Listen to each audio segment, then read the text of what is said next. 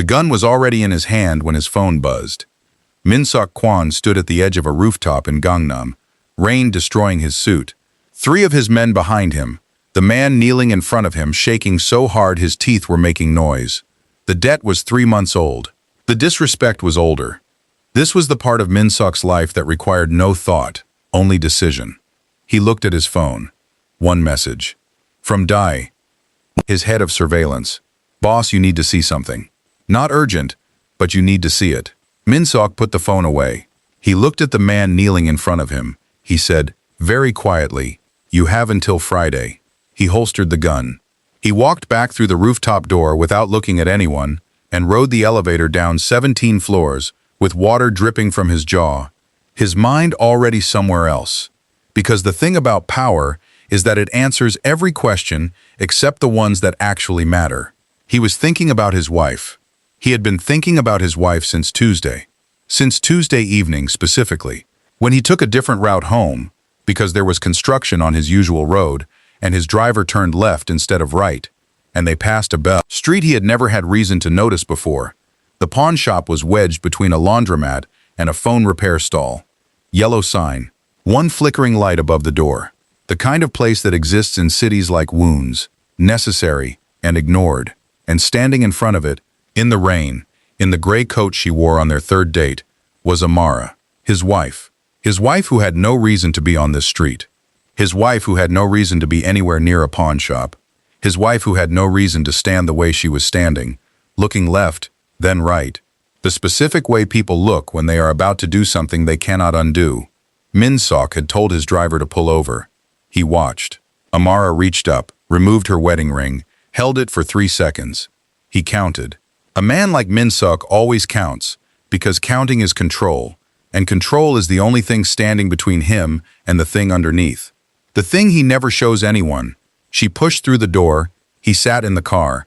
11 minutes. She came back out. Bare finger. Red eyes. Shoulders carrying the specific weight of a woman who had just committed a private devastation. Min-Seok sat in the parked car for a long time after she turned the corner. His meeting ran 40 minutes over because his mind was not in the room. That had never happened before. Not once. Not in 11 years of running the most disciplined criminal organization in Seoul. His wife removed her wedding ring at a pawn shop, and for the first time in his adult life, Min-Seok Kwon could not concentrate. The ring was not simply expensive. The ring was 6 months of design, 4 different jewelers, 17 sketches he had personally rejected, a diamond cut from a stone he had sourced himself from a contact in Antwerp, because he was, beneath all his armor, a man who believed that the things he chose to do, he should do completely. It was the ring she had pressed to her chest on their wedding night, and whispered, I will wear this until they put me in the ground. He had believed her. 3 years of marriage, and he had not once doubted the ring.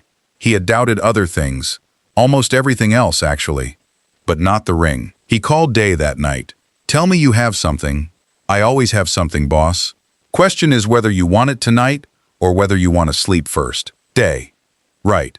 Your wife left the house at 7:14 this morning. Stopped at a convenience store on Mapo-gu. Bought 1 coffee, black, no sugar, and a triangle kimbap. Ate it standing outside the store. Didn't sit down. Like she was rationing time. I know where she went after that. The pawn shop. Yes, I have footage. I don't need footage. I was there. Silence. Boss. What did she do after? She walked 3 blocks east. Caught a bus. Not a taxi. A bus. Sat at the back. Looked at her phone for most of the ride. Got off at a stop near Yeongdongpo. And she went to work. She was 12 minutes late. It's the first time in 8 months she's been late. Min-Seok processed this. Which job? The silence that followed was not the silence of a man who didn't hear the question. It was the silence of a man deciding how to deliver information. Duede. Which job? Boss. That's actually the thing I needed to tell you. Your wife has 3 jobs. The line went very quiet. 3. A hospital administration position. She's been there 4 years. Full-time. Days. Then a night shift at a non-profit legal aid office, 3 evenings a week. And she tutors children on Saturday mornings. Mathematics and English. She tutors children. 8-year-olds mostly. She apparently brings them snacks. Min-Seok stood at his office window and looked at Seoul below him and thought about his wife bringing snacks to 8-year-olds while working 3 jobs while being married to a man with more money than he could spend in 4 lifetimes. She's been doing all 3 since before you married her, Dae added. I checked back. She never stopped. Never reduced hours. She also declined the spousal account you set up 18 months ago. Told the bank it was a clerical error. It wasn't a clerical error. No, boss, it wasn't. She told me she didn't feel comfortable having a card she didn't earn. Yes. I thought she was performing humility. Yes. She wasn't. No. Boss. She wasn't. Min-Seok turned away from the window. Find out who she's paying. Every transaction. Everything she earns. I want to know where it goes. Already working on it, and Dae. Boss? Find the child. Dae paused. What child? I don't know yet, Min-Seok said, but there's a child. Find them.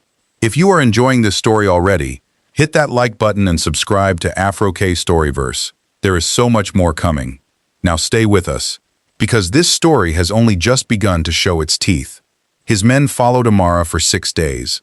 On the 7th day, she went to the hospital. The report came through at 11 in the evening. Dae called instead of messaging, which meant it was the kind of information he did not want to put in writing. There's a child, boss. Tell me. Her name is Hana. She's 7 years old. She's been a patient at that hospital for 2 years.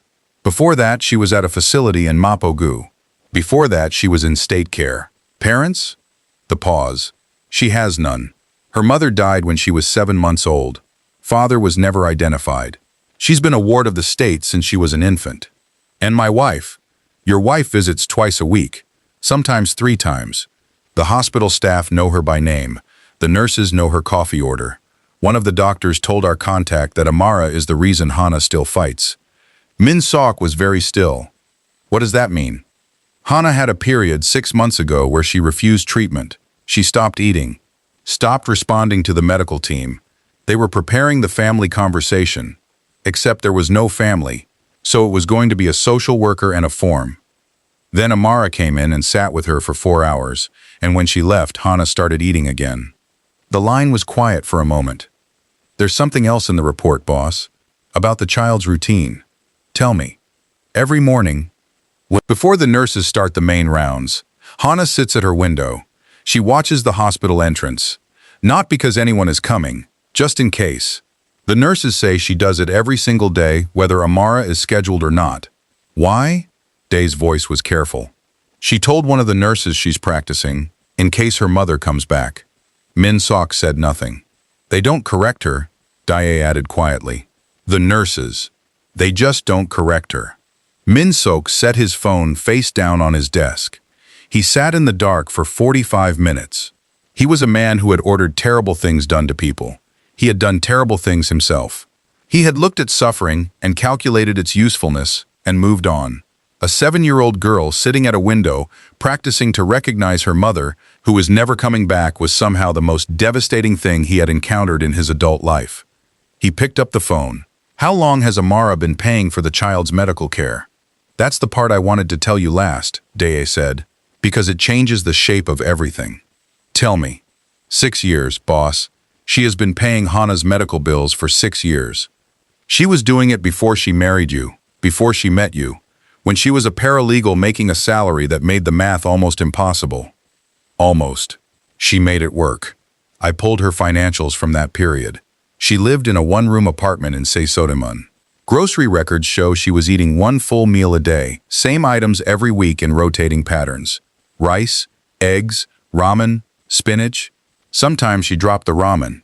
Min-Seok closed his eyes. He was a man who had once spent 12 million won on a single dinner to impress a business partner who didn't deserve impressing. She was starving herself, Min-Seok said. Not a question. She was keeping a child alive, Dae replied. The distinction mattered. Min-Seok understood why Dae made it. I need to know why, he said. Not the money. Why the child? Why Hana? What is the connection? I'm already on it. How long? Give me 48 hours. You have 36. Then I'll need more coffee, Dae said, and ended the call. The storage locker existed in a facility 40 minutes outside Seoul, chosen for its distance from everything, which told Min-Seok that Amara had selected it specifically to be unreachable from her daily life. A place she only went when she was ready to carry whatever was inside. She went once a year, same date, November 14th. She arrived alone, carrying white chrysanthemums, and stayed inside for 1 hour and 19 minutes. When she came out, her face was composed. Her hands were shaking so finely, it was almost invisible. Almost. Day's team documented everything before replacing each item exactly as they found. The photographs came through in 12 sections, and Min-Seok read all 12 sections standing at his kitchen counter at 2 a.m. while Amara slept down the hall.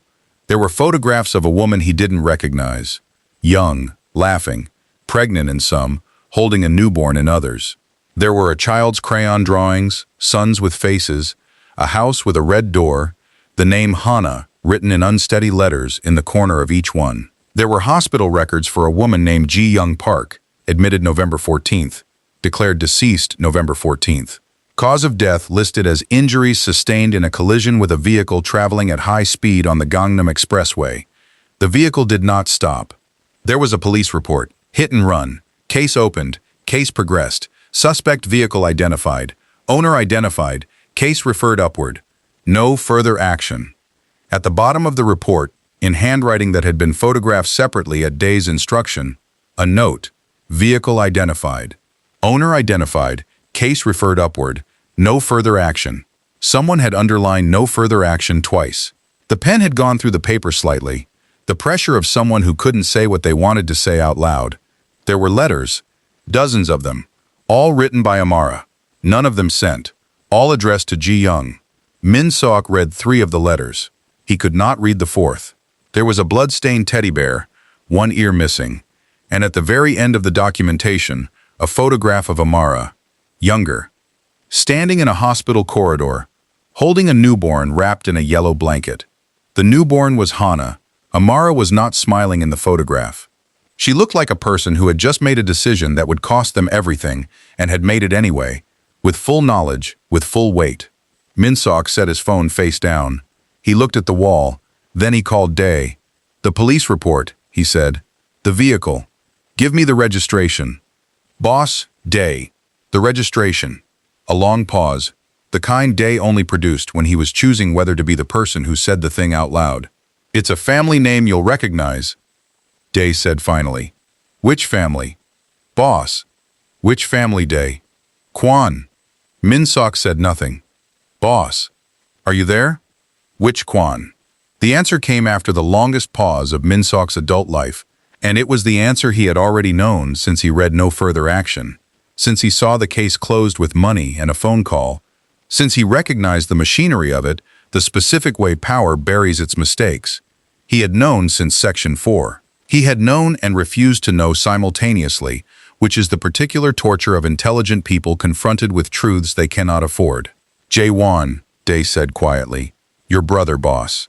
Kwon Jae-won had been charming the way that people who survive difficult childhoods learn to be charming. A surface so polished you never thought to check beneath it. He was the heir, the favorite, the one their father trusted with the name and the money and the future. He was also the one who drove home from a dinner party on November 14th, 11 years ago, drunk on expensive whiskey and the specific confidence of a man who had never once faced a consequence, and drifted across the Gangnam Expressway and hit a car carrying Ji-Young Park and her 7-month-old daughter. He kept driving. He called their father from the road. Their father called a lawyer. The lawyer called a detective. The detective called the right police captain. The case was referred upward. No further action. Ji-Young Park's daughter became a ward of the state. Jae-won became the family's managed problem. 4 years later, he died in what the family announced as a private health matter. He had, in those 4 years, become a person who drank before noon and flinched at car engines and could not sleep without the television on. Min-Seok had not known why. He had not asked. In their world, you did not ask about the cost of things. You simply counted what remained. The family buried the scandal alongside Jae-won. Money buried the evidence. Everyone moved on. Everyone except a 22-year-old paralegal who worked the case file and watched it disappear in real time and then went to a hospital and picked up a baby that nobody was coming for. Min-Seok sat with this for 3 hours. He did not call anyone. He did not give orders. He sat at his kitchen counter while his wife slept down the hall, and he did what powerful men almost never survive doing. He calculated the cost of his silence. Not his brother's crime, not just his father's crime, his inheritance of the silence. The years he spent building an empire on a foundation that had been purchased with a dead woman and an orphaned child, and a police captain who knew the right number to call. While he expanded territory, his wife was eating eggs and rice to keep Hana alive. While he signed contracts, she was working 3 jobs. While he built everything that bore his family's name, she was carrying the consequences of what that name had done. Without knowing he existed, without demanding anything from anyone, without choosing destruction when she had every right to it, he picked up his phone. He called his most protected contact in law enforcement, a man who had made things disappear for the Kwon family across 2 generations. The Park case, Min-Seok said, November 14th. 11 years ago, I need it reopened. The silence on the other end was the specific silence of a man recalculating. Min-Seok. The exposure from reopening that, I know exactly what it exposes. The family name. Reopen it, all of it, the real file. Not the version we purchased. A pause. If I do this, there is no taking it back. I'm aware. Your father would have. My father is dead, Min-Seok said. Reopen the case. He ended the call. He sat in the silence he had just created. 10 minutes later, his phone buzzed. Unknown number. You're making a mistake, Min-Seok. He read it once. Stop digging, or I'll give you something far worse to find. He photographed the message. Sent it today. Thought about it for 12 seconds. Then typed back. Then, I'll bring a bigger shovel. He did not yet know that he had just introduced himself to Chairman Jang. He did not yet know that what he thought was the bottom of this was not even the middle. Amara found out he knew on a Thursday evening. She came home and found him sitting in their living room with no lights on, no phone in his hand, no drink on the table. Just a man sitting with the entire weight of something he could not put down. She stood in the doorway for a moment. He said her name. Amara. The way he said it stopped her completely. Every other time he had said her name, it was the word of a man who believed he understood her. This time it was something else. This time it was the voice of a man who has been looking at something through a window for years and has just walked through the door and found the inside completely different from what the outside promised. She sat down across from him, not next to him, across, where he could see her face, where she could see his. How much do you know? She asked. Everything, he said. I think. She nodded slowly. Then she said no, not everything, and she told him. She was 22 when Ji-young died. She was a paralegal at a small firm that handled civil cases, insurance disputes, family law, the kind of work that shows you the infrastructure of how people hurt each other. She had never met Ji-young personally. Ji-young was a name on a file, a dead woman on a police report, a case that arrived on her desk because the firm was doing preliminary intake for what would become nothing. She watched the case disappear. She was not senior enough to stop it. She was barely senior enough to understand what she was watching. But she watched it carefully, and she took notes on her personal phone, and she memorized the registration number because something in her required that she know it, that she hold it, that someone carry it even if no one could act on it yet. She went to the hospital because she found Hana's name in the intake documents. A 7-month-old girl in state care with no family coming. She went once to see that the child existed and was real and was not just another number being quietly closed. She found Hana in a crib in a corner of the neonatal ward with a yellow blanket and one nurse who had too many other patients to give her adequate attention. She stood at the edge of the crib, and Hana looked at her, 7 months old. The specific and unreasonable directness of infants who have not yet learned to pretend not to see you. Amara left the hospital. She walked 2 blocks. She sat on a bench in the rain. She made a decision that she understood would cost her everything, and she made it anyway, with full weight and full knowledge. She went back the next day, and the next, and eventually Hana knew the sound of her footsteps in the hall. I built a file on your family, Amara said, over 3 years. I was systematic. I learned your structures, your contacts, your vulnerabilities. I had enough to take to the right people and cause significant damage. Min-Seok looked at her steadily. Why didn't you? Because getting close enough to collect the information meant getting close enough to see the people, and the people were. She stopped. Some of them were not what I expected. Specifically, she met his eyes. You were not what I expected. The room was very quiet. You were supposed to be exactly like your brother, she said. Everything I studied said you were the same. Power and money and the family name above every other consideration. That was the profile. And then I met you. Not at events. I actually met you. In the small moments I was able to observe when you didn't know anyone was watching.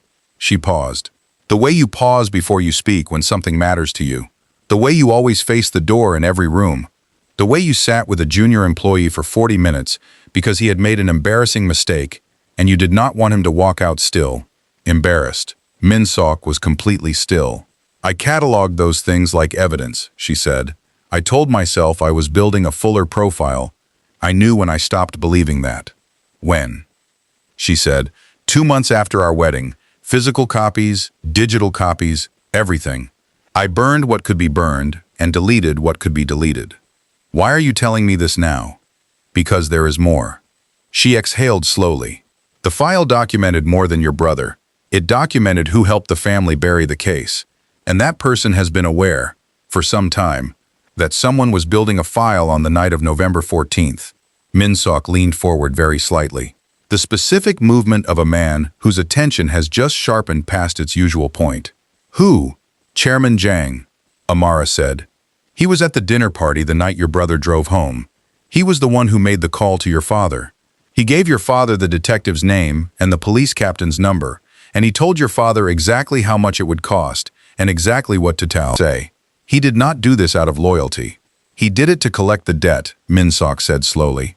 Every favor your family has owed him in 11 years traces back to that night. He has been using it to own your family since before you took over. He didn't just help cover up a crime. She looked at him steadily. He built a business on it. Min-Seok's phone buzzed. He looked at it. Day. Boss. Someone tried to access the hospital records for the Park case tonight. High clearance that routes through 3 legitimate institutions before it gets to the source. We traced the request. Min-Seok looked at Amara. Jang. Day confirmed. How close to the records did he get? Close enough to know someone else has been looking at them. He would know that the case is moving. And Hana? A pause that was 1 second too long. He would know she exists, Day said carefully. Boss? Hana is the only living witness to the night of November 14th. She was an infant. She saw nothing consciously, but she was there. And there is a documented medical record of her presence in that vehicle. And if someone wanted to ensure that the case produced no useful witnesses, move her tonight, Min-Seok said. Somewhere nobody knows. Not her regular doctors, not the social care team, nobody. And if she asks where she's going? Min-Seok looked at Amara. Amara was already reaching for her coat. Tell her Amara is coming. Tell her to bring Chip. The rabbit, Dia said. Like a man writing a note he never expected to be writing. She won't sleep without it, Amara said, and she was already moving toward the door. Comment below and tell us, did you see any of this coming? Subscribe to Afro K Storyverse and hit the bell so you never miss a story. We are just getting started. Chairman Jang Byung-ho was 63 years old and appeared on television 4 times a year to discuss economic reform. He had a foundation whose annual gala was attended by cabinet ministers and foreign ambassadors. He had given speeches at international summits about the importance of institutional integrity. He had the specific, well-maintained smile of a man who had never once believed the words coming out of his mouth and considered this a mark of sophistication. Min-Seok had known him his entire life, had called him uncle informally since childhood, had attended his son's wedding and given a gift of appropriate generosity. Jang had, during those same years, been systematically leveraging the Kwon family's buried crime to expand his own network, using their desperation as currency, calling in favors with the comfortable authority of a man who knows exactly where the bodies are because he helped choose the location. He was, in Min-Seok's newly revised understanding of the world, more dangerous than any rival organization he had ever faced, because rivals could be negotiated with, intimidated, destroyed. Jang operated inside the institutions, designed to stop people like Min-Seok. He was protected by the very structures that would prosecute the Kwon family if the Park case became public. He was not just an enemy, he was the system, and the system had just sent someone to a children's hospital. The attempt on Hana happened on a Tuesday, 9 days after Amara first told Min-Seok about Jang. Someone entered the hospital posing as a night nurse, got as far as Hana's floor, 3 doors. Got 3 doors from a 7-year-old child and was stopped only because Dae had, after moving Hana to a secure location, left 2 men watching the original room as a precautionary measure. 3 doors. When Dae told Min-Seok, his voice had the flat, careful quality it got when he was managing his own reaction. "We have the individual in custody," Dae said. "He is not cooperating verbally, but his phone has been very cooperative. The last call he made before entering the hospital was to a number registered to a logistics company in Mapo-gu that Sung-ho set up for us 18 months ago." Min-Seok was quiet. "Boss," Dae said, "the logistics company in Mapo-gu belongs to Jang." "I know," Min-Seok said. "There's something else. Tell me." "The calls to that number. There are 15 of them over the past 3 months. But the first one, the very first contact, was made from our building. Internal line." The temperature of the conversation changed. "Which internal line?" Min-Seok said. Dae's pause was the pause of a man who has been dreading this specific moment. "Sung-ho's office," he said. Sung-ho had been with Min-Seok for 9 years. He had been present at the wedding, standing at Min-Seok's right side, and when he gave his toast, he had said, "The boss deserves someone who truly sees him." He had delivered that line with the particular warmth of a man who meant it, because he had meant it. Because Sung-ho's loyalty to Min-Seok was genuine, and had been genuine for 9 years, and the genuine thing about loyalty is that it does not preclude impossible choices. He did not wait to be summoned. He walked into Min-Seok's office on a Wednesday morning and sat down across from him and put a USB drive on the desk between them. "I need you to let me finish before you do whatever you're going to do," he said. Min-Seok looked at the USB drive, then at Sung-ho. He said nothing, which was permission. "His name reached me through an intermediary 14 months ago. He already knew things about your schedule, your meeting patterns, which meant someone else was already talking, which meant I was not his first contact. He said if I supplemented what he already had, he would pay for my sister's surgery." Min-Seok did not move. "I said no. The first 2 times I said no. Then her condition progressed, and the waiting list extended, and she had another episode, and I said..." Sung-ho stopped. He had the precise look of someone who has been over this calculation so many times the mechanism has worn smooth. "I said yes." "What did you give him?" "Movements, patterns. Which contacts you were meeting, when, general subject matter. Nothing operational. Nothing that would put your men in direct danger. I told myself that was the line." "The line," Min-Seok repeated quietly. "I know. I know what the line is. I know what I crossed." Sung-ho pushed the USB drive forward slightly. "That contains everything I gave him. Dates, specifics, the full record. I made copies before I sent anything. I don't know if it helps. I think it might. I think knowing what he knows and what he doesn't might be useful to you." Min-Seok looked at the USB drive for a long time. "Your sister," he said. "What is the surgery?" Sung-ho blinked.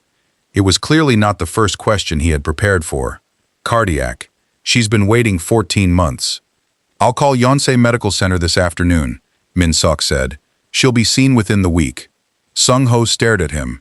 And then, Min-Seok continued, his voice the same measured quiet it had been throughout.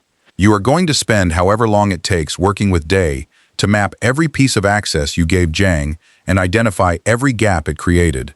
You will not leave my sight until this is resolved. You will sleep on a cot in the surveillance room if that's what it takes. And when it's over," he paused, "we will have a different conversation." Sung-ho was quiet for a moment. "Yes, boss. One more thing. Yes. The next time something threatens your family, you come to me first." Sung-ho looked at the desk. Something in his face shifted. "I didn't think. I know what you thought," Min-Seok said. "You thought I would say it was not my concern. You thought I would tell you to manage your personal matters personally. You thought I would..." He stopped. "You thought I was someone I am apparently still working to become." Sung-ho looked up. Min-Seok picked up the USB drive. "Go find Dae." The kidnapping happened on a Tuesday morning, in the 12 seconds between Amara's car and the building she entered for her legal aid shift. 12 seconds. Min-Seok received a photograph at 8:47 a.m. Amara in a chair, her hands bound with her own scarf, the blue one she'd bought at a market in Insadong on their first anniversary. She was looking directly at the camera. She did not look afraid. She looked furious, specifically the kind of furious that has calculated itself into something colder and more precise than fear. The message beneath the photograph said, "Drop the park case reopening. Return all gathered evidence. Walk away and go back to your world." Or the woman explains to the child why she stopped coming. Min-Seok read it. He sat down. He thought for 4 minutes, which was 3 minutes and 40 seconds longer than he usually needed to make a decision. Then he typed back, "I'm giving you 4 hours to return my wife." The response came in 90 seconds. "Or what?" "Or I stop being patient," he typed. "You don't want to see what that looks like." He sent it.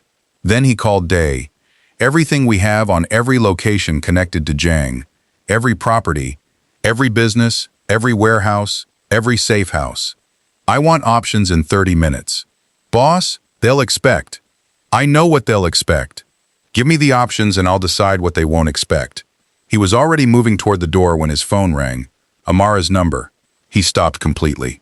"Amara, I'm calling from a guard's phone."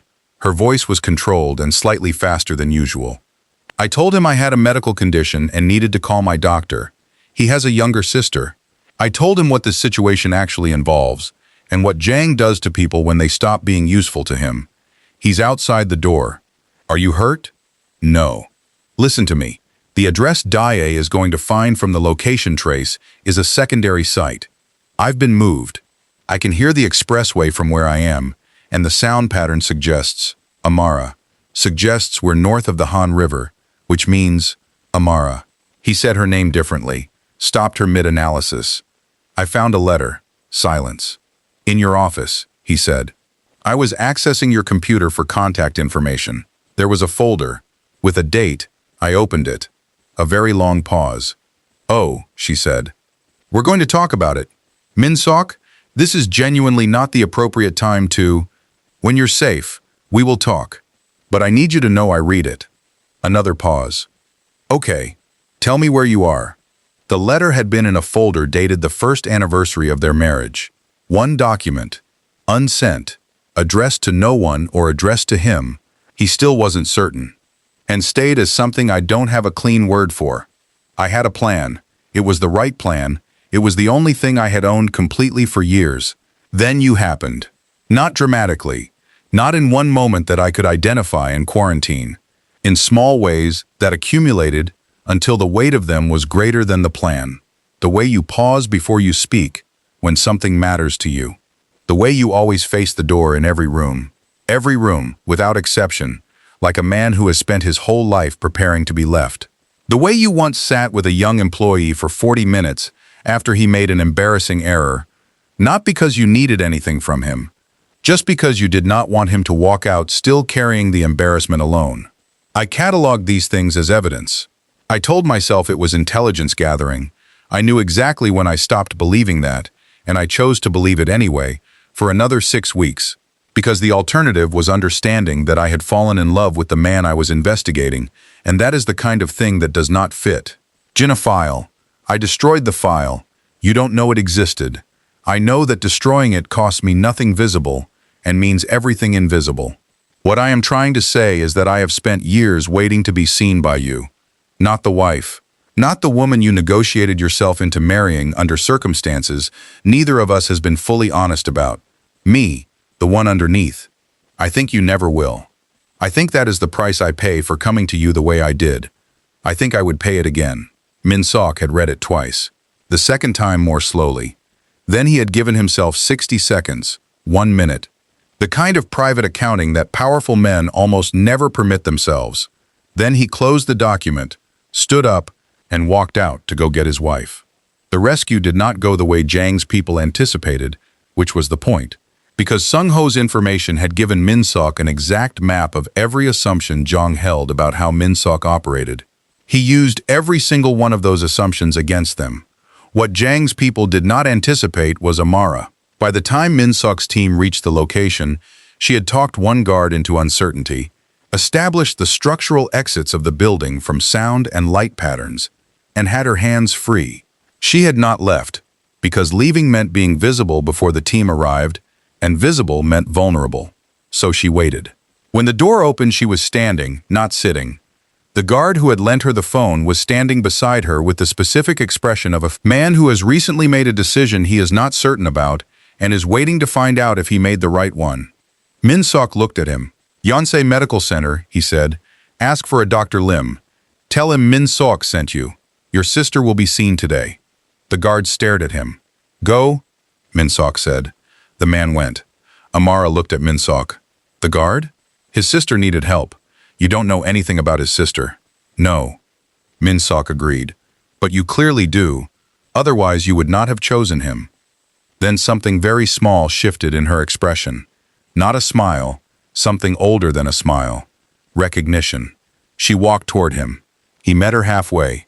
Neither of them spoke for a moment. "The letter," she said into his shoulder. "The letter," he confirmed. "How much of it did you read?" "All of it. Twice?" "Yes." "How long did you think about it?" 60 seconds. She pulled back slightly. "That's it?" 60 seconds. "I gave myself exactly 1 minute, and then I came here. That is not enough time to process what I wrote." "I know. That's why we're going to talk about it properly." "When?" "When this is finished." She looked at him. "Is it almost finished?" He thought about Jang. About the case now moving through channels that could not be stopped. About the evidence Amara had spent years quietly reconstructing from memory, handed to a journalist 3 months ago, waiting for corroboration that Min-Seok's reopening of the park case had just provided. "Almost," he said. Chairman Jang Byung-ho was in a vehicle heading toward Incheon Airport on a Thursday evening when Min-Seok's men stopped the car. He was removed from the vehicle, not roughly, and brought to a room that was clean and well lit and had 2 chairs, because Min-Seok had specific ideas about what mattered in a final conversation. He sat across from the man he had called uncle for 30 years. Jang's composure was extraordinary, the composure of a man who has survived many rooms by treating every situation as a negotiation. "Min-Seok," he said, "you have created a significant problem for yourself." "I have created a significant problem for you," Min-Seok said pleasantly. "Your family's name is attached to a case that is now public. The Kwon family will face what it owes," Min-Seok said. "That is not your concern." Jang shifted slightly. "Everything you have can be managed. I have managed larger situations than this. If you let me walk out of here, I can contain." "You cannot contain it," Min-Seok said, "because I don't need you to. The evidence is already public. 3 publications have the story. 2 government officials have announced investigations. Your foundation website was taken down this afternoon." A flicker in Jang's expression. "The first real one." "I want you to understand something," Min-Seok continued. "My brother committed a crime. My father helped bury it. Those are facts I cannot change. What I can do is ensure they are no longer secrets that someone else is using as a business asset. You are going to destroy your family for a woman. I am correcting something that should have been corrected 11 years ago," Min-Seok said. "That has nothing to do with my wife. It has to do with a woman named Ji-Young Park, who died on November 14th on the Gangnam Expressway while her infant daughter survived in the back seat of the car." Jang was quiet. "My brother made a terrible choice. You made a business out of it. I am capable of distinguishing between those 2 things, and understanding that the second is in some ways worse." He stood. "What happens to you now will not involve my hands. It will involve every institution you spent decades pretending to represent. Every speech you gave about integrity. Every summit. Every gala." He straightened his jacket. "That is worse than anything I could do to you personally, and we both know it." He walked out of the room. He did not look back. Outside in the corridor, Dae fell into step beside him. "The journalists have confirmed they're running the full story tonight," Dae said. "Good. The government investigation includes 3 of his appointees in the Justice Ministry. Good. Your family name is going to be attached to this for a long time, boss." "I know. And..." Min-Seok pushed through the door into the night air. "And it should have been attached to it 11 years ago. A name that buys its way out of consequences is not a name worth protecting." Dae was quiet for a moment. "What do we do now?" "Now?" Min-Seok said. I need to see a child about a rabbit. Hana was in a safe house in the mountains north of Seoul, with two of Min-Seok's most trusted men, and Chip the one-eared rabbit, and approximately 47 drawings she had made during her time there, mostly of a woman with braided hair arriving at a door. When Amara walked in, Hana looked at her from across the room for exactly 1 second. Then she crossed the room in 4 steps and hit Amara at full speed with the specific, structural certainty of someone who has decided that this person is load-bearing. Amara caught her without stumbling. She always caught her. Min-Seok stood in the doorway and watched this. He had seen many things in his life. He had witnessed power and fear and loyalty and betrayal and the particular theater of men trying to impress each other with the size of their cruelty. He had not before seen what it looked like when someone was someone else's entire reason. After a long time, Hana looked up over Amara's shoulder and saw him. She studied him with the calm, direct assessment of a child who has spent enough time in hospitals to have developed an accurate radar for who can be trusted. Are you the husband? She asked. Yes, Min-Seok said. Amara said you were tall. She mentioned me? She mentioned you were tall. She didn't say much else. That's fair, he said. Hana considered him.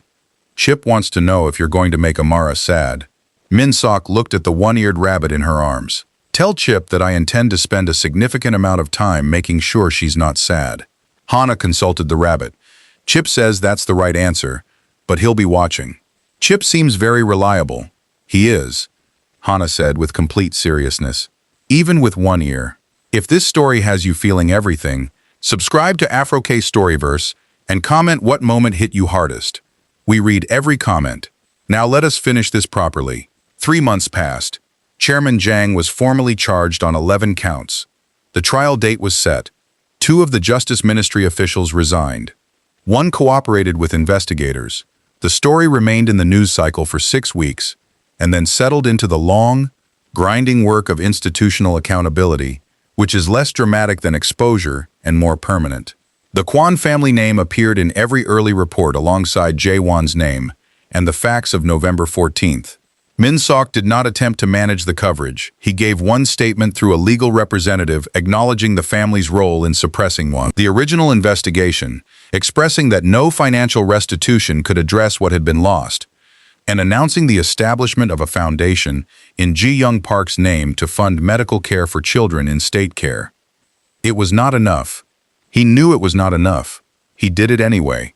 Hana's treatment continued at a different hospital, under a different medical team, with a full care arrangement that did not depend on any single person's salary or sacrifice.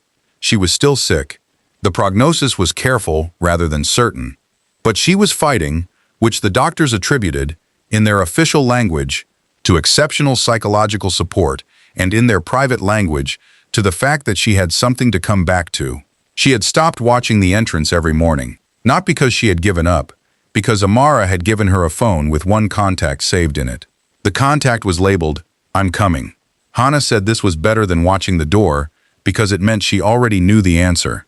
Min-Seok parked outside the pawn shop on a Sunday in late February when the rain had the quality of a conversation returning to a topic it hadn't finished. He went in alone. The same man was behind the counter.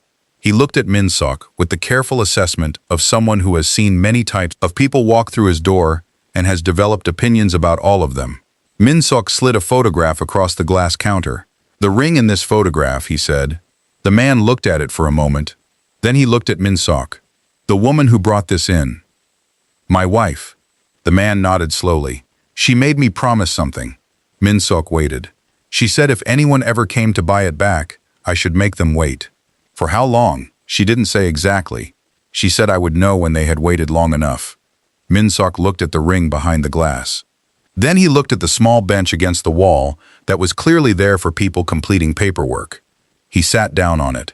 The shopkeeper watched him.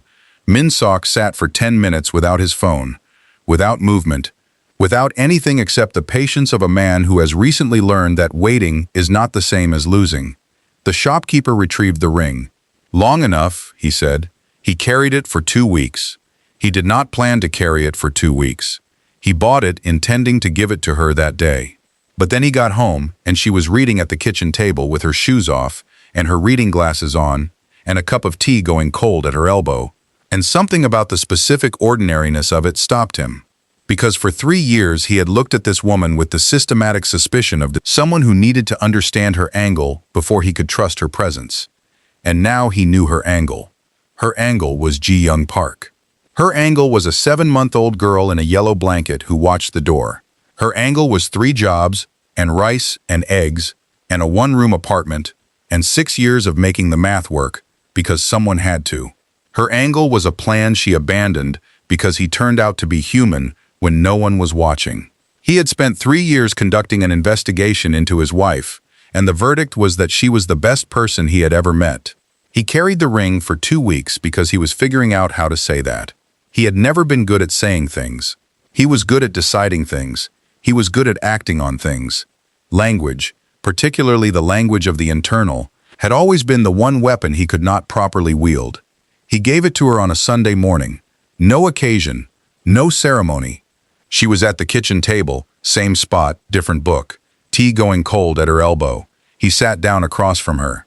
He put the ring on the table between them. She looked at it, then at him, then at the ring again. "You went back," she said. "Yes."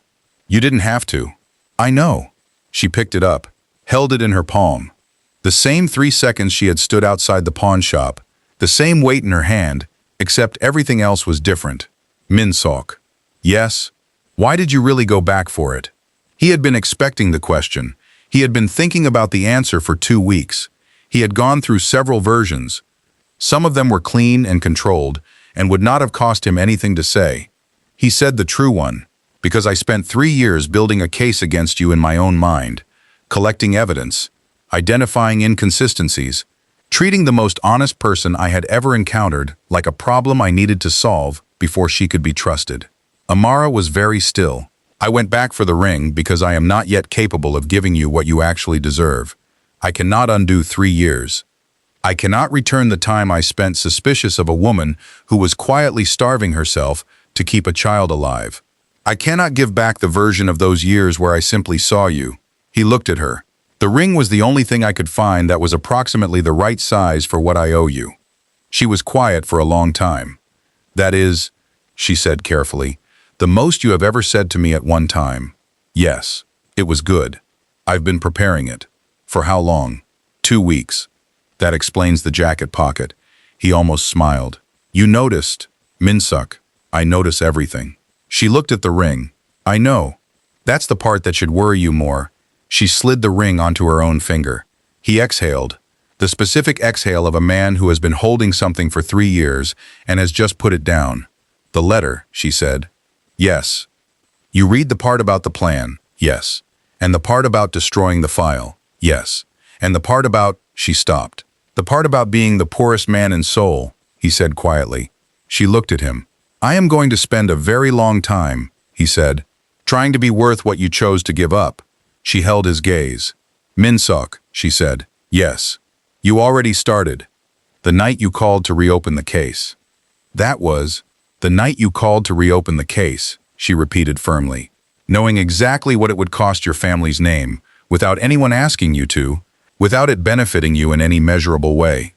"It benefited Hana." "Yes," Amara said. "It benefited Hana." She looked at him steadily. "You started then. Don't pretend you didn't." He looked at the ring on her finger. The ring he had spent 6 months designing. The ring with the diamond from Antwerp. The ring she had pressed to her chest on their wedding night. The ring she had pawned in the rain on a street he would never have noticed if his driver hadn't turned left instead of right. The next time, he said, "You need to do something. For Hana, for anyone. Tell me." She raised an eyebrow. "Even if it involves your family's reputation." "Especially then. Even if it involves investigating your contacts and building files and—" "Amara." "Yes. Just tell me." She considered him. "You know this is a significant change in how you operate." "I know. It requires trusting someone before they've been fully investigated." "I'm aware. That does not come naturally to you." "No," he agreed.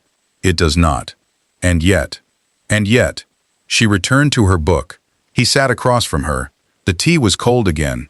He got up without being asked and made her a new cup the way she liked it, which he had learned not through investigation, but through 3 years of ordinary mornings that he had not, until recently, understood were the most important intelligence he had ever gathered. He said it at her elbow. She did not look up from her book, but her hand found his for one moment before he straightened. One moment. It was enough. He did not tell her that asking was the one thing he was never taught.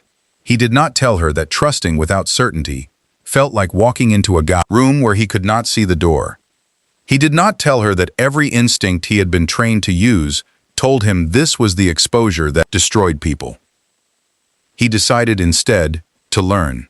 He decided that whatever she had paid to be here, he would spend whatever remained of his life, making sure she knew it was not wasted. Outside, Seoul continued in its relentless way, traffic and rain, and the specific noise of a city that does not pause for private reckonings. Inside, a man who had spent his entire life facing every door in every room sat across from his wife and, for the first time, faced her instead. Somewhere north of the city, in a hospital room with good light and a window that faced a garden rather than an entrance, a 7-year-old girl with a one-eared rabbit was doing her mathematics homework. She was bad at subtraction. She was getting better. On her bedside table, her phone screen showed one contact. "I'm coming." She didn't need to call it. She just liked knowing it was there. Some things, she had decided, you keep not because you need them every moment, but because knowing they exist changes the shape of everything else. She picked up her pencil. She returned to her homework. Chip watched from the pillow with his remaining ear pointed forward, attentive as always, missing nothing. Thank you for staying until the very end of this story. If Amara and Min-Seok's story moved you, destroyed you, or made you feel something you were not expecting, please subscribe to Afro K Storyverse right now and hit the notification bell so you never miss what we release next. Drop a comment and tell us the exact moment this story changed shape for you. Was it the grocery receipts? The letter? Chip in his one ear? We want to know. Like this video so that more people can find stories that are built to matter. Share it with one person who needs a story today. We will see you in the next one. This has been Afro K Storyverse. We tell stories that stay.